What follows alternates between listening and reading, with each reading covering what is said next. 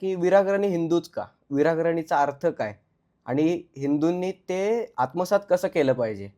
भगवान नरसिंह ज्यावेळेस प्रगट झालेले आहेत, त्यांच्या त्या विराग्रणी स्वरूपाकडे बघून, त्यांच्या त्या स्वरूपाकडे बघून भक्त प्रल्हादांना त्यांच्या भगवंतासाठी सुचलेला शब्द म्हणजे विराग्रणी आहे.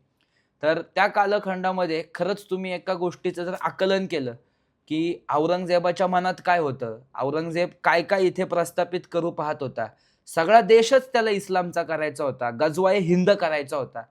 आणि हे सगळं करत असताना औरंगजेबानी ज्यावेळेस हिंदूंना छळायला घेतलेलं आहे पाची पातशाह्यांनी, त्यावेळेस छत्रपती शिवरायांना नरसिंह असं शंभू छत्रपतींनी उद्गारलेलं आहे. त्यांचं वाचा असं लिहितात शंभू छत्रपती. पण मला असं वाटतं, की शंभू छत्रपती स्वतः म्हणजे त्या हिंदू धर्माच्या रक्षणासाठी जसा नरसिंह अवतरलेला आहे, तसं शंभू छत्रपतींनी कार्य केलेलं आहे. आणि आपण सगळे भक्त प्रल्हादाच्या भूमिकेत आहोत.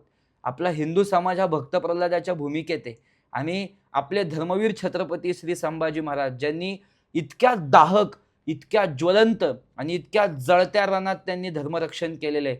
मग त्यांना दुसरी कुठली उपमा द्यायची?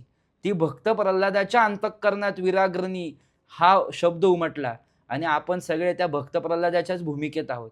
म्हणून हिंदूंचे नरसिंह शंभू छत्रपती म्हणून विराग्रणी हिंदू.